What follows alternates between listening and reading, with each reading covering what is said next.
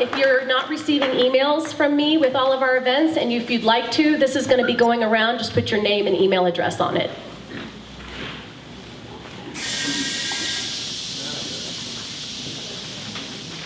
Well, thanks for having me, guys. Let me start with a question. What do you think the main driver of population growth in Colorado was? Yeah, tuberculosis. I know, when I was looking that up, I expect to see mining. It turns out that by 1900, about a third of the population in Colorado was actually here because of tuberculosis. It was considered the dry air and the high altitude would help with tuberculosis. So it wasn't mining. I was expecting that answer myself. So I'm Paul Knowles. I'm the assistant director at the Museum of Northwest Colorado. How many of you guys have been to the museum in Craig, downtown Craig? For those of you who haven't, I definitely encourage you to come out there and see it. We have one of the largest collections of cowboy firearm and paraphernalia on public display anywhere in the West, as well as dinosaur footprints and mammoth bones and famous outlaw guns. In fact, one whole speech I think that was given here was on Harry Tracy. We actually have Harry Tracy's full gun rig that was taken off of him when he was arrested in Browns Park. So definitely come out and see it at some point. We even have a full fire truck in the entryway. So I'll begin actually just giving you a little pretext of what was going on to bring us to Colorado, being a state. And I'm going to go way back. So in the 1500s, you had Spain. Pretty much Spain claimed everything in Western United States. That was pretty much the case for 300 years. In 1821, Mexico claimed independence from Spain, and that included this area. So the entire west of the, pretty much everything west of the Continental Divide became Mexico at that point. That remained that way only until 1836, when a little colony called Texas revolted, and there was a little dispute over a border. The main dispute was that Texas claimed everything down to the Nueces River. If you know, I'm from Texas, so I know these places. Down to the Nueces River. The Texans were saying that they had everything down to the Rio Grande River.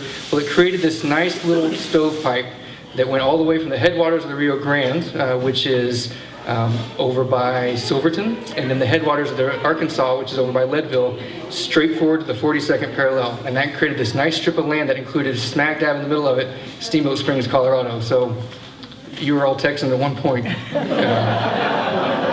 Yeah, you're welcome. So that remained until about, like I said, that was very much disputed. That was a dispute. Not only did Mexico say, granted you revolted, we don't recognize you as a nation. We also don't recognize that you own everything down to the Rio Grande. Then Texas seceded to the United States in 1845. Therefore, this strip of land now became the United States. Disputed once again, which is what led to the Mexican-American War. That was resolved in 1848, and then at that point this became the state of Texas. So this was now a state of Texas for only 2 more years. The Compromise of 1850 occurred. The Compromise of 1850 turned this all into Utah territory. Utah territory consisted of everything that's currently Utah over to the Continental Divide. So that was now one big territory of Utah, and that lasted that way for 11 more years. In that time, 1858 to be exact, gold was discovered in the Front Range, right around Denver, Aurora area, Cherry Creek to be precise. That started to change everything. It was a very fortuitous time for gold to be found because you had a bunch of people that went west in 1849 for the California gold rush, and you also had the Panic of 1857. And the Panic of 1857 is considered the first worldwide financial panic. So there were a lot of people that were in dire straits and out of work. And here comes these reports of gold being found in Colorado. It immediately became known as the Pikes Peak Gold Rush, even though the gold was not being found at Pikes Peak. It was a landmark that people knew. So it was the Pikes Peak Gold Rush, but really it was north of there, obviously in Denver. And this was actually not here, but from the Continental Divide east at that point was Kansas territory. So that's how it started off. So this is 1850, so they're called 59ers. So the rush actually occurred in 1859 when you see an influx of people coming into Colorado. At that point, there's also some tension that's been mounting for decades, which was over slavery. And you have this possibility of a civil war brewing pretty quickly. And the reports of there being a mineral-rich area here in what was then the Kansas territory prompted the United States to draw the lines of Colorado territory in 1861. They did it just in the nick of time, and it wasn't just to claim it as a northern state for slavery, but also just because the possibility of this having a ton of minerals in it could help fund the war if it did come to that. Colorado became a territory in February. The Civil War started in April, so they really got it in the nick of time. This became a free territory, and of course, then everything within it. And the boundaries have stayed the same ever since. It stayed the Colorado Territory all the way up until 1876, at which point it became a state. So, just like the California Gold Rush, everything that was easy to find was found quickly. So therefore, your first few people that came in made claims quickly. The easy gold was over. So that exact same thing happened in Colorado. And there was actually gold found in Colorado in 1849. There were reports of people going out west. They were already finding gold. So certain people knew where to come back and start looking for the gold where they found it on the way. And there weren't great big quantities until about 1861, right around that same time, when George Jackson found gold where Idaho Springs is today. And that really began the rush. That was the first substantial gold strike in Colorado.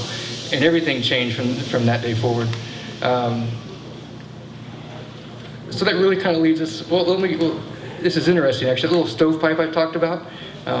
This makes us a very interesting place because this was a nation before it was a state, before it was a territory, before it was a state, before it was. So it's kind of an interesting little swath of land that we have here, if you're into that kind of thing. And because I'm a map nerd, it created, because there was an Adam-Onis Treaty in 1808 to 1819, which really set the boundaries for Mexico, or for Spain and the United States. And it was from the Continental Divide west. But then you had the Mexicans and the Texans then claiming this swath of land that came from the Arkansas straight north. Well, Arkansas straight north, that line runs pretty much right through Kremlin, Colorado. Well, when Texas was seceded, they were left everything from Kremlin over to the Continental Divide as no one really claiming it. So that was actually unclaimed land until the 1930s. Wow. And Governor Ed Johnson, who was from Craig, Colorado, it was actually a women's club out of Breckenridge that recognized this anomaly of this no man's land that no nation technically claimed.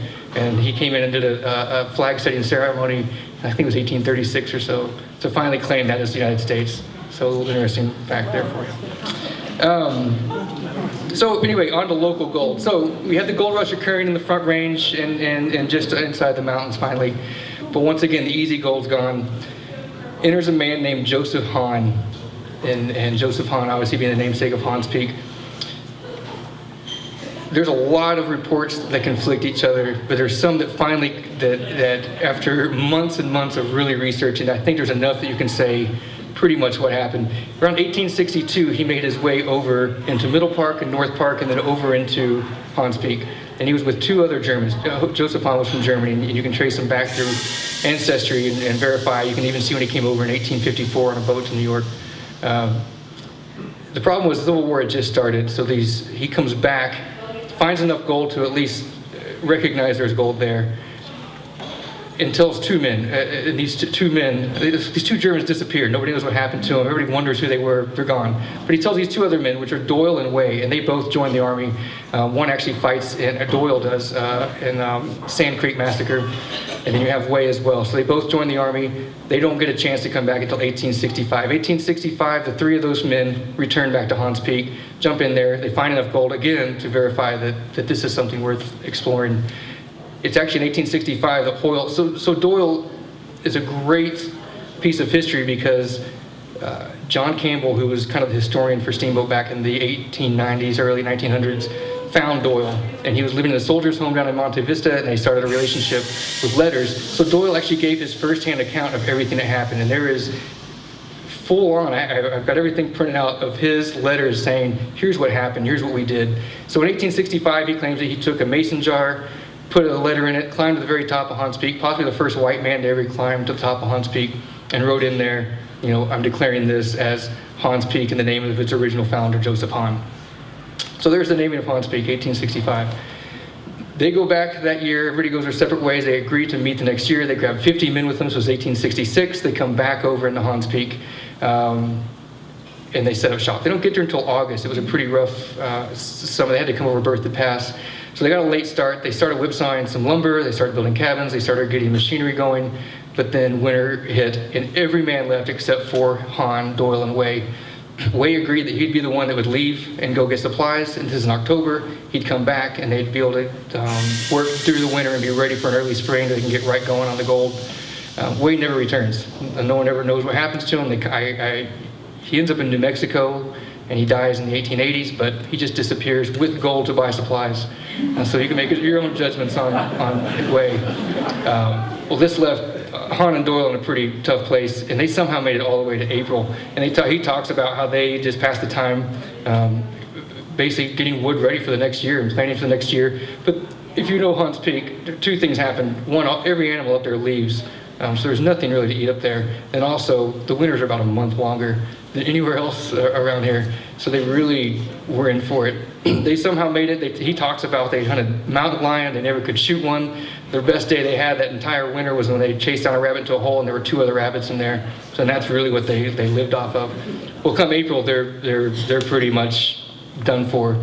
They pack their things and then they start trying to leave. This is a very long winter. This is a late winter that's happening. So they come up and over and they start hiking down. They're trying to get to Empire, which is where they came from. Empire being just over Berthoud Pass. They follow the muddy down. They get close to Kremling. Han's older. He's probably about 20 years older than Doyle at this point. They lay down for the night, and Doyle just mentions that he does nothing but mumble in German most of the night, and then he wakes up the next morning. He's still delirious. Doyle goes out, tries to find help, can't find help, comes back, and Han's dead. So that is the fate of Han. So he leaves him. He takes his army jacket that he said he wore while at Sand Creek, wrapped him in it, took off trying to find help. He himself became snowblind, famished, and then 2 guys heard him calling when he got to the Troublesome, which is in between Kremling and Hot Sulphur Springs, and saved him. He told people where the body was of Han. A fisherman actually finds Han that next year, tells Doyle. Doyle tells a relative of Han, which if there's any genealogy people in here, I really need your help because I'm close to tracking down Han's birthplace. Because it turns out, in this very obscure thing I found, Joseph Han's cousin lived in Cripple Creek, and she was married to another miner in Cripple Creek, Paul Lindstrom. Paul Lindstrom is the one that convinced these 2 guys to come back and bury Han, and it wasn't until November. So they pile of rocks, they put his snowshoes in there, and that's how it was marked forever. Back to Han, I really want to find his grave. So if anybody has Kremling roots going far back, I've really gone into Kremling pretty hard trying to find them. John Crawford, the founder of Steamboat, or Jim Crawford, the founder of Steamboat Springs, is the last credible account in the 1920s that mentioned seeing his grave. It took him a while, but he found it. So I know roughly where it is, but I can't find anybody that really can confirm it. So if you have Kremling roots, please come see me. Or genealogy skills, because I'm stuck in Germany and I can't find my way out. So now going back, this is crazy because there's 50 men that came in, and it's documented. I believe it's in the Routt County Courthouse for some reason that they actually have documentation of them setting up this mining district. And there were 51 votes. We know exactly how many votes. We know how they voted. We know who became officers. So here's these 51 men setting up a whole mining district, and there's no record of anything happening from 1867 until about 1872. I have no idea why. So there's a gap there, and maybe Paul Bonifield is one man that may know where to look. But anyway, so there's this gap. But what happens is in 1872, there's a company called the Purdy Mining Company. This is your first verifiable, something that starts happening at Hans Peak again. They start going into high production, but they don't have enough water. So they contact a very wealthy man out of Chicago to basically fund them. This is another question for you. What does gold mining at Hans Peak, the state capital of Texas, and the largest ranch in the world have in common? His name is John Farwell, and there was a Farwell Mountain up there. So Farwell was this very wealthy merchant. In fact, it used to be called the Farwell and Field Company before it became the Marshall Field Company. So this is how wealthy this guy was. So they convinced him to basically come down and fund the operation. He runs some samples. The gold returns look good. He builds all the way up until yesterday. I thought a 27-mile ditch, but I found something that may be a 17-mile ditch. But either way, it's a very long ditch built by hand from the headwaters of the Elk River all the way to Hans Peak. They set up production. This is about 1877. He gets that ditch completed. They start running. They get their first results. It looks like the claims were salted. In other words, someone out there threw gold in the claims because he did not get the returns he was expecting. Well, in today's dollars, he spent about $3 million on that entire operation, and he sold it for about $800,000. Just immediately cut his losses and left. Well, in the early 1880s, Texas hires him on to build the Texas State Courthouse, but they have no money. So they decide to pay him in land, and they pay him. It's a $3 million courthouse. Since they don't have the money, they give him 3 million acres of land up in the Panhandle, and that becomes the largest ranch in the world at the time. So he now owns this 3 million acre ranch with 150,000 cattle running on it. So there's Farwell's connection to up here. Amazing character in his own right. He was a very religious man. He set up camp in Hans Peak. It became known as International Camp. That was the name of his company. It was an international mining company. Right up here.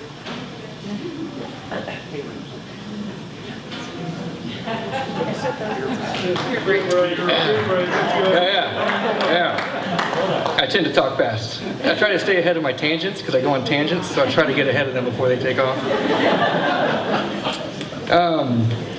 So he sets up this international camp. Now, international camp is very significant because it becomes pretty much the first settlement in northwest Colorado. This is in 1877. When I say first settlement, there was stuff going on obviously here in Steamboat, and there was stuff going on in Hayden, but he actually sets up a shop. He sets up a church. I mean, and there's a post office that comes. It's always been thought that Hayden had the first post office. I've actually found some very first-hand stuff now, that the actual handwritten post office documents. It looks like Windsor was the first post office. For all of you history geeks out there, Windsor was the first settlement out by Craig. So it actually had the first post office, and it beat by 7 days Hans Peak. This is 1877, which then established the second post office in northwest Colorado.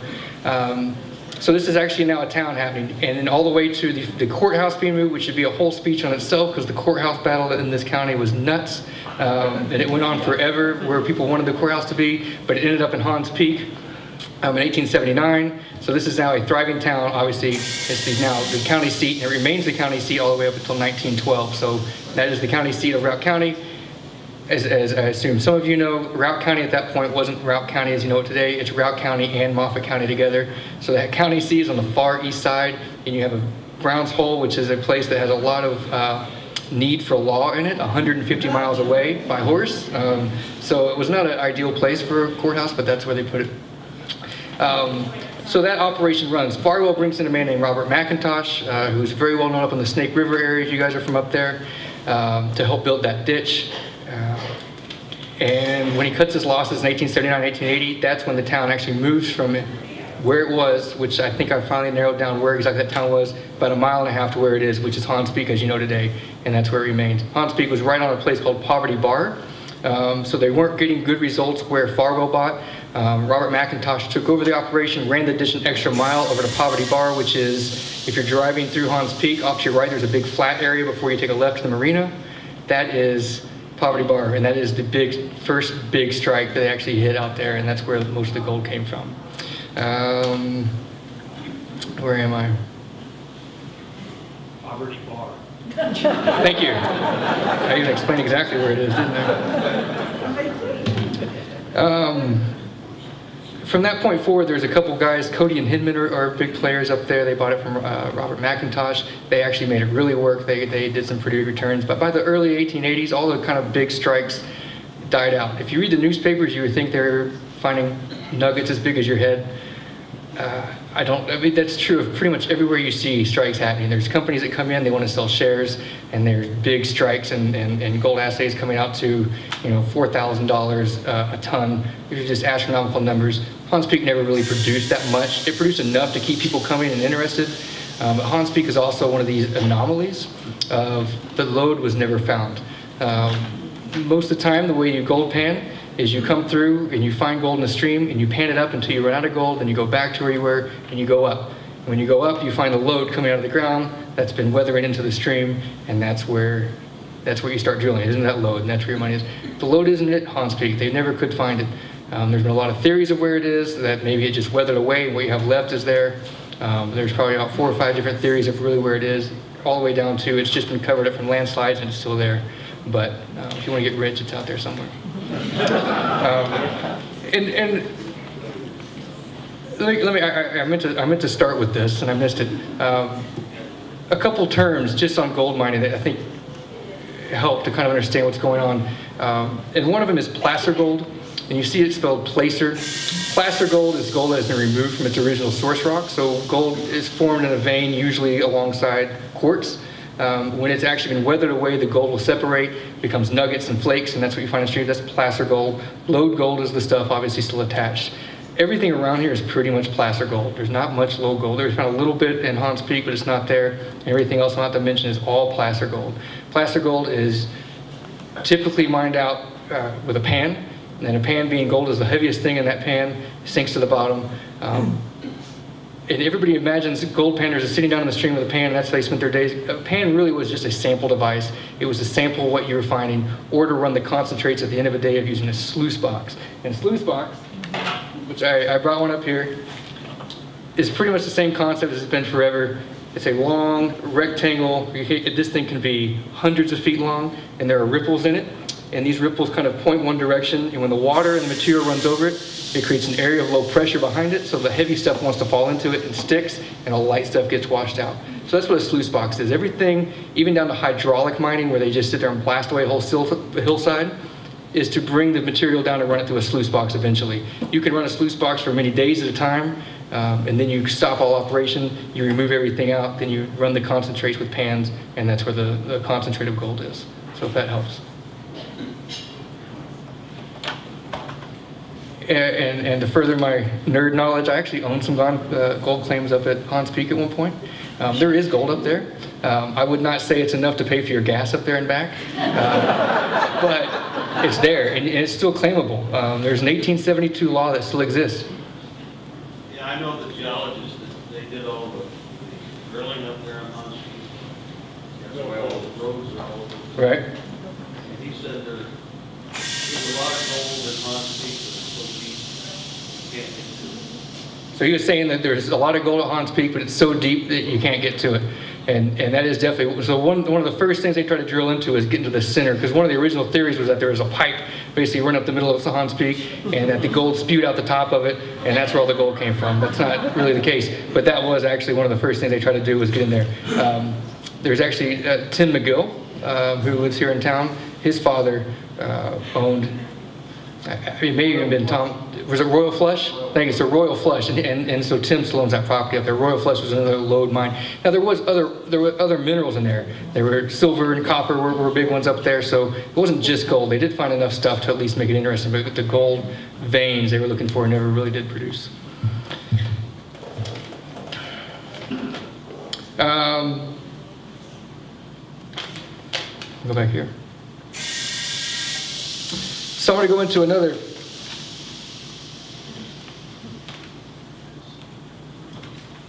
This is an area that people don't think about, and it was a huge gold producer, and believe it or not, it still is today, and it has the potential to be pretty huge, not just for the gold, but for the rare earth metals, which is found alongside gold a lot of times, and that is Moffat County. The Moffat County gold strike started in the 1880s, really with Val Fitzpatrick, who wrote a lot of books on Northwest Colorado history. Wallahan, which was one of the first nature photographers in the world. This is all west of Craig, were some of the first finders of gold on Lake Creek. So that's documented all the way back to the 1880s. In 1891, a miner from Aspen found gold all the way up at 4 Mile, and 4 Mile is directly north of Craig, about 2 miles south of the Wyoming border. Those are 30 miles apart, those two gold finds. What they didn't realize at the time is this is all part of the exact same placer field. And this is considered one of the largest placer fields in the world. There is gold literally everywhere out there. I have yet to find a gold I've ever dug in and not found gold. And that's a 30 by 40 mile square or rectangle you're looking at. The problem is it's extremely fine. It's called flour gold. And when I say extremely fine, I'm not talking you look at it and say that's small. You look at it and go, where the hell is it? It's you really have to get it in the right light, and it's pinpoint size stuff, but it's everywhere. And the anomaly is that it's not, typically placer gold is, because it's heavy, it settles towards bedrock. Well, pretty much every sample you take out there, no matter what depth, it's the exact same. It has the exact same returns. So this is another one of those big anomalies. No one really knows where the gold came from. Most placer gold is rounded if it's been, it's a very malleable metal, so it'll turn more rounded as it follows down the stream. This is very angular, sharp gold out there, so nobody really has a clue where it came from. However, Charles Leckenby, who was the newspaper guy here forever on the Steamboat pilot, a very credible source. When you see something written by him, I usually give it quite a bit of credence because he did his research.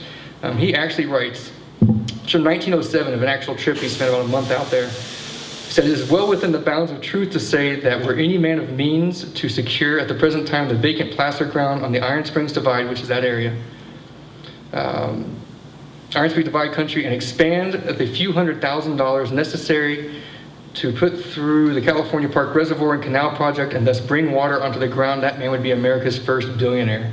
That sounds like an exaggeration, particularly to home people, many of whom have ridden over the territory and seen it only as a grazing field for cattle, but it is capable of demonstration.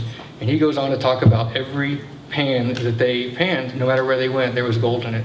And that's absolutely true. It's just a very hard gold to get to when you're talking about a place that has very little water to begin with and very fine gold. So mechanical methods are really tough. Gold at that size is, it kind of defies what gold should do. It floats on top of water, so you can float it right out of your sluice box. It doesn't even break the surface tension of the water. There's another man that in 1897 went out to that field and wrote about it, and he talks about the fact that it doesn't make sense because it's the same consistency pretty much at every level. It says, it seems almost uniform in its vertical distribution through the gravel, except in strengths of minor concentration, no better results were obtained on the bedrock than near the surface. That report is in the Engineering and Mining Journal, and is by one Herbert C. Hoover. So Herbert Hoover, which was our president at one point, was actually an engineer, a mining engineer before that. He did extensive work out there in the Craig area on gold, and also confirmed that there is a ton of gold in that area. So that's another place that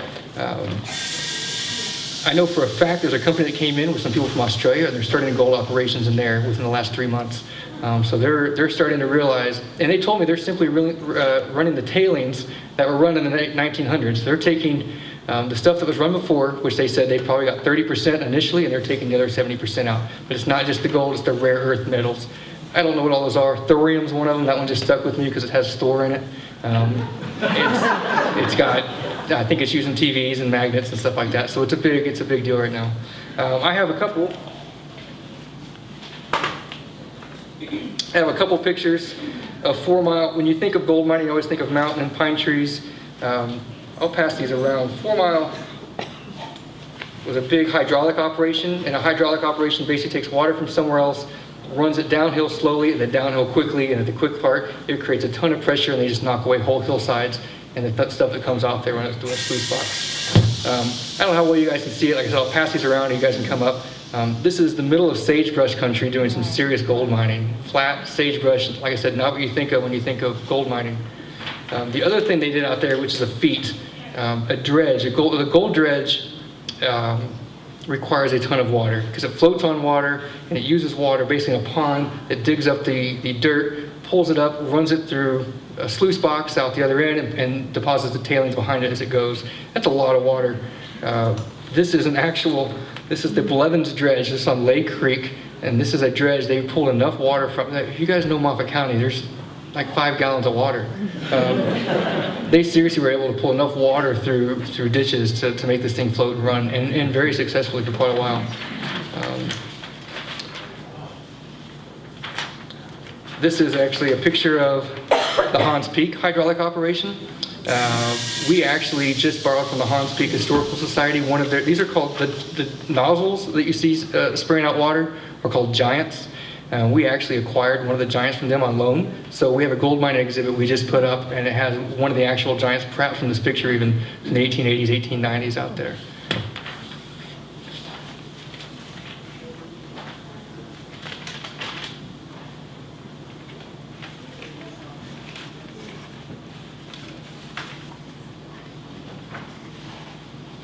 So other camps that you've probably heard about. One is Slavonia. You guys know where Slavonia is? So that was about 1905. Gold was first discovered there around 1895.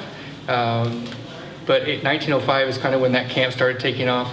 And the reason it's named Slavonia, it was a group of Russian investors out of the Front Range that actually incorporated that and got it going. So that's where Slavonia came from. Willow Creek is another big one that starts around 1915. Willow Creek's pretty cool because there's still stuff there. If you guys are going to Hans Peak, you crest at one point. There's a cattle guard, which I know, I argued there. By the way, this is my wife, Becca, back there, and my 2-month-old son. And then it's also my dad's 70th birthday today. Little interjection, sorry. Willow Creek, when you top Willow Creek Pass, so where all the houses are, and then you have that absolutely amazing view of Hans Peak in front of you, and that big valley down below. If you look off to your right, there's the remnants of a couple cabins. That was the Willow Creek placer camp. Pretty big deal for about 10 years. Where I mean, there was dances. They have a baseball team. I mean, this is a big operation going on there. And once again, all these articles talk about how huge things are going to be, and then nothing really pans out. And this was supposed to be one of the richest finds in Colorado because everyone thought the gold from Hans Peak settled into an ancient lake right there and settled down, and that's where all the gold was, but it wasn't, once again.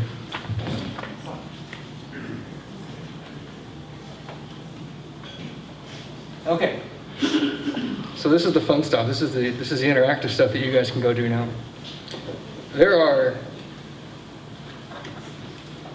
There's gold evidently still out there buried, I guess is what I'm trying to tell you. And you guys need to go find it and tell me about it. There are two stories that are very credible in some ways of gold that's still up, and Gore Range is the center of all this. Gore Range is a very well-timbered, rustic ravine after ravine, looks the exact same, and that's why all these stories became credible. But there was a story, this is going all the way back to the 1860s, of a golden ledge out there that was found. This thing has been found and lost 3 or 4 times. And the last time, this is around 1900, the guy who found it was so he actually grabbed a few chunks off this ledge, found out he's basically a millionaire if he just needs to go back and find it, that he quits everything and comes and spends thousands of dollars over a couple of years, and they follow him in the newspaper while he's doing this, trying to find it. He hires surveyors, he hires a whole team to go out there and try to help him find it, and never does. This is up on Gore Range somewhere. This is, like I said, this has been found 3 or 4 times. So first of all, if you do go look for it, promise me that if you find it, you'll look at your surroundings. And you just know where you are, because, yeah, it's, but there's, hold on.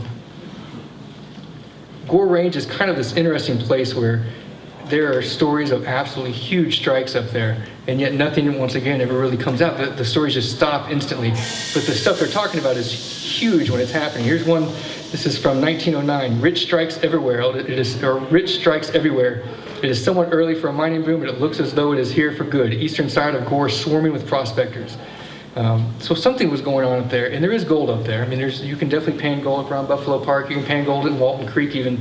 Walton Creek, that leads me into this next one. Walton Creek actually has a story of George Jackson, which I mentioned before, had the first big strike in Idaho Springs. In about 1866, he made his way over Gore Range and evidently found a creek, which some people were thinking is Walton Creek, and hit it big. He had 2 or 3 guys with him. They found what's estimated at the time as $10,000 in gold dust. Well, this is $10,000, an ounce of gold back then is around $20, and then you times it by about 25, which is your multiplier for today's dollars. It's a number I can't do in my head, but it's up there, and it's supposed to be buried up there, and many people for many years have gone up to, back in the early days, you can read this. This is a newspaper article from 1919. It says, "Fortune in gold buried along Rabbit Ears Road." At least that is the story that comes from the Forest Service out of the early days. So they found some old workings up there, they found ditches up there, they found prospecting holes up there, but no one's ever found this rich bar that's supposed to be somewhere up there on Gore Range and possibly on Walton Creek. If you dig deep enough, there's some really good descriptions of people who have looked for it and trying to find it, but no one's ever has. So that's another one that if you find, let me know first. Just historically speaking, of course.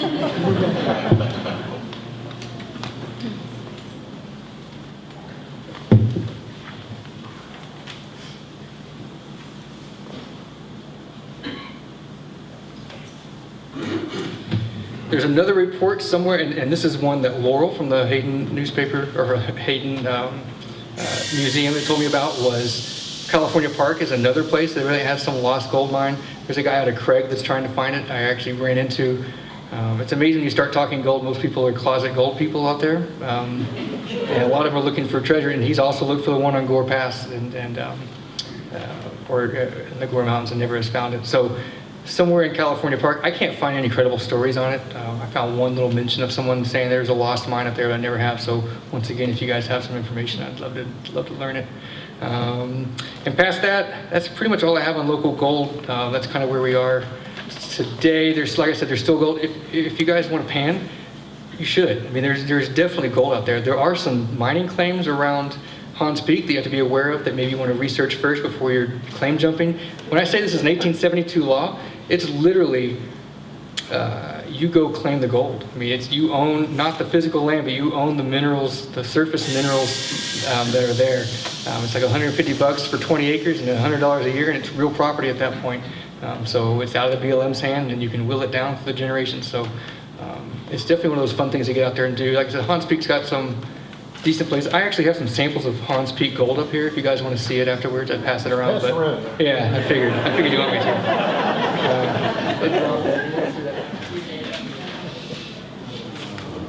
It's a very frustrating and small gold.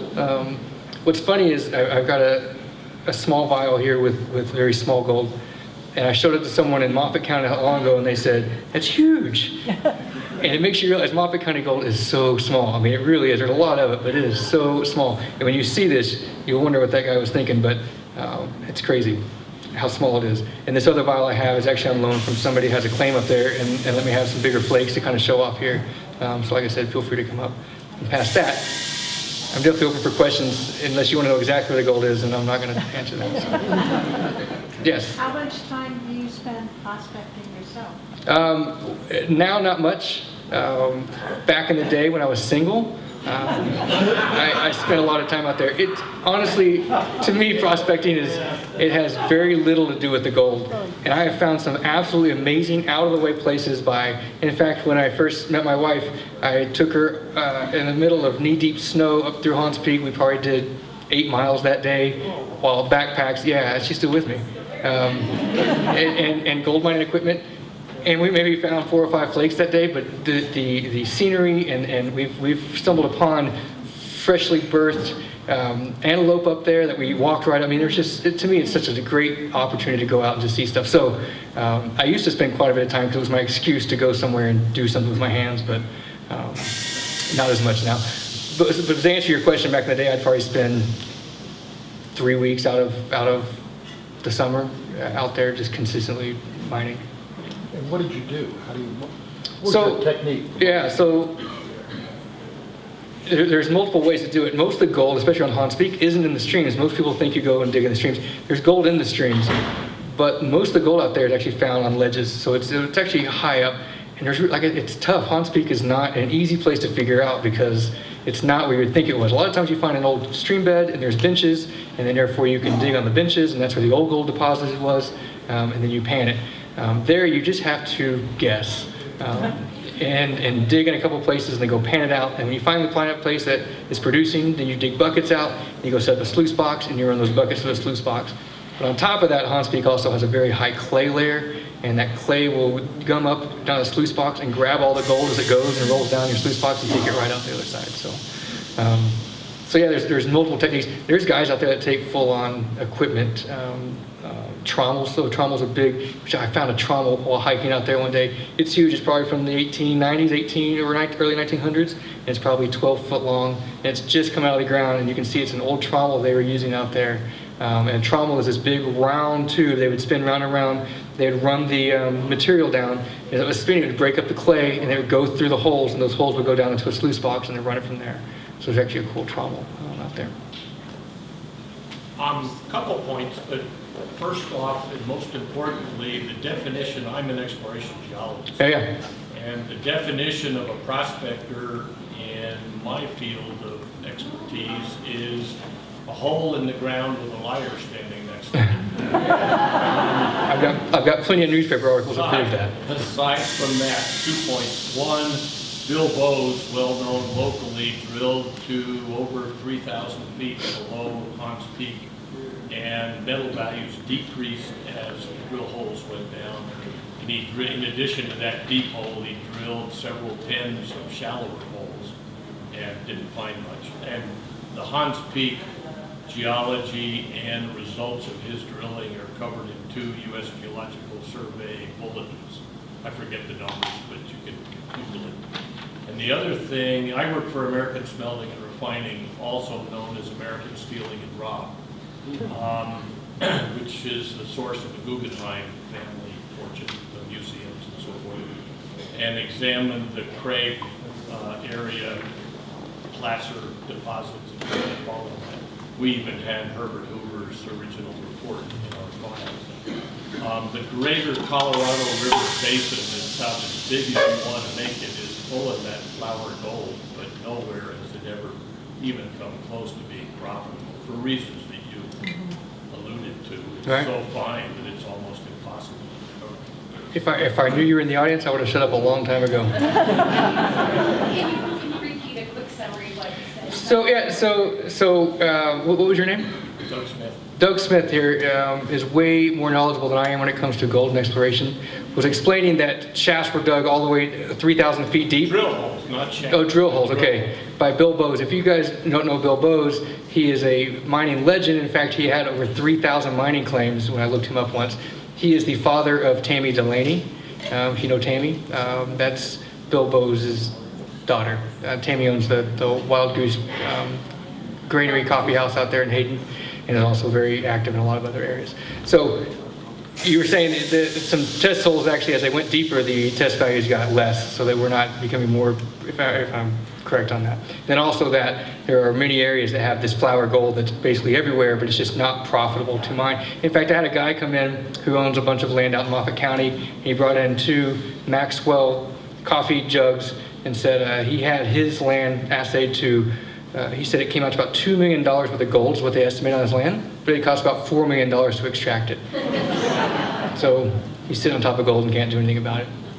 Yes. You said no water. Did you find silver anywhere, or was that not as far north? So what's interesting is I find that the gold up at Hans Peak is kind of high in silver content. I think it's only 85% gold, and the rest is silver and I think copper. The stuff out in Moffat County is so it's 94 to 96% gold. So it's very fine. Usually the finer the gold, the higher purity it is. I personally have never found silver in the bottom of my pan, probably because I didn't know what I was looking for. But the gold color of Hans Peak is just a duller color than you'd find in other places, mainly because of that silver content that's in the gold as well. Is that what you call fool's gold? No, fool's gold is usually a totally different substance. And I'm trying to think of the name. What's pyrite? Thank you. Pyrite's usually fool's gold. It's a really dull look. When you compare it to actual gold, it's a very dull looking color, and it's not nearly as heavy, and it smashes when you hit it too. And gold is just such a soft metal. When you hit it, it just flattens out, and that's it. The Hans Peak gold is a natural alloy between silver and gold, so the silver is bound with the gold. It's not a separate metal. So he was saying that the Hans Peak gold is a silver alloy with the gold, so it's Right. actually part of the gold. Yeah, It's not a separate see metal. it separately. Right. So you said that there's little water in western Moffat County, yet you showed us pictures of hydraulic. Yeah. Where did they get the water? So at 4 Mile was probably the biggest operation going on out in Moffat County, then Routt County until 1911. They ran a ditch all the way from Black Mountain, basically. So it was another 17 to 18 mile ditch. And you can follow on Google Earth today. You can follow that ditch all the way. And so what they basically did is it came up and then it shoots down this pipe, and that pipe gets smaller and smaller as it goes, and it comes out that nozzle, and it's quite a high pressure coming out the other side. But like I said, they had to bring water in from a long way, and it's all hand dug. I mean, that's what's amazing about it. And what's cool about the Farwell ditch, which I mentioned, which I really want to know the exact distance because most things say it's around 27 miles, is I've heard rumors of them trying to map that out and possibly turn that into a trail, which would be an amazing trail from the headwaters of the Elk River, which is up kind of by Slavonia, northwest of Slavonia, all the way down to Hans Peak. So that'd be an amazing trail and obviously a pretty even grade the whole way as well. Just going to put a plug in. The Hans Peak Museum is open only in the summers. We have one of the big pipes that the water came through is made out of wood. And we open Memorial Day weekend, usually just a couple of weekends, the first 2 weeks of the summer, and then 7 days a week, noon to 4 until Labor Day. So if you didn't hear that, that was a plug for the Hans Peak Museum, which opens Memorial Day, you said? That is an absolutely amazing museum as well. Really cool mining history there. They also have a jail cell that held Lamp and Tracy, which were the famous outlaws that came through. So definitely make sure you go out there when you're going to find your fortune to stop at the Hans Peak. It's open 7 days a week, you said? Yeah. From noon to 4. Mr. do you know the Australians that are coming into Moffat County, or have they got a new method, or? No, so I don't know, and maybe someone help me out. So the company is Ferris Haggerty. Are you aware of Ferris Haggerty? So it's a pretty large company. The company isn't out of Australia, but some Australians came in because they were getting basically a mining safety procedure going on before they went out there and started mining it. But it's just a whole area full of tailings, and they're just rerunning that. I don't know. They invited me out to come see it, but I haven't gotten the. They said they'd call me and let me know when to come, but I haven't had that yet. So I don't know what they're doing to make it different. There's a guy by the name of Orvie Zimmerman who's also in Moffat County. Generational. His family goes all the way back to 1905, running gold out there. Orvie is he's a mad man in a lot of ways, but he talks up here somewhere, so you really don't know what he's saying. But he's got all these theories of where the gold comes from, and that he's found ways to tease it out of the water, so it's microscopic gold. He kind of talks in this area that you don't believe, but at the same time, this company is looking for him, saying that he's got some techniques they want to talk to him about. So whatever that is, I don't know. Anyone else? Paul? Yeah, just to think any of you might want to do some prospecting. A friend of mine, in the spring of the year after the well, what he would do is go out to all the county roads, all the places where they have these culverts that run underneath the roads that ripple. You have yourself a system that's going to just dig out there and find out how much gold is right there in the county road. Because you have a sluice box. Absolutely. That's a sluice box for you to work on. Also, Cecil Connors, who was a good friend of mine, who's now passed away, he had a gold mine up on Rabbit Ears, that was over on the Muddy.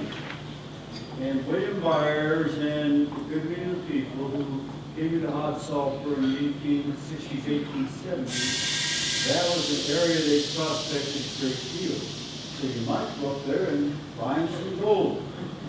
You know, but nothing else, it's easy to drive your car, park down and look underneath the hole. That's a lazy man's way of doing it. A friend of mine, he would take and pick the dirt out of the street and take it back up in the water.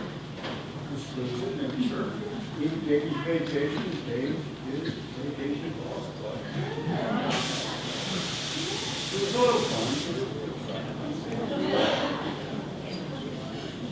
So if you heard that was using culverts. Culverts are an actual a sluice box, basically. As the material goes through, the heavy stuff stays in the ripples, and you can sluice it out from there. Anyone else? Yes? Do you have a history timeline as far as a lot of these mines that get shafts up north on the area? I don't know. You know, a lot of it, I just came across something that said a lot of them collapsed. So I don't know how many were filled in. I don't know the exact dates on the hard rock mining. That's kind of not where I studied too much, but that definitely came later. The hard rock mining did after all the placer work was done. So I want to say that was more in the early 1900s. And there was another mining boom that occurred pretty much all across the United States in the 1930s with the Depression happening. So you see a lot more activity occurring up in the Hans Peak area. In fact, they built a dredge up there in Hans Peak as well in the 1930s to rework kind of a lot of stuff that had already been worked. But I don't know when it comes to that. But there was the Tom Thumb, which is a big one, the Royal Flush. There was some stuff up towards Columbine that were big shafts. I don't know. There's some amazing pictures. In fact, the Tread has some amazing pictures of some of the operations. There were major operations going on up there. Anyone else? All right. Well, thank you guys so much. We have the museum. We have a bunch of our brochures back there you can pick up on the way out. Definitely pick one up, check it out, and come see us out there. It's downtown Craig. There's a Wyman Museum, which is on 40. Also a great museum. Definitely check it out. But we're the one actually in downtown Craig, so make sure you come all the way to see us. All right, thanks, guys.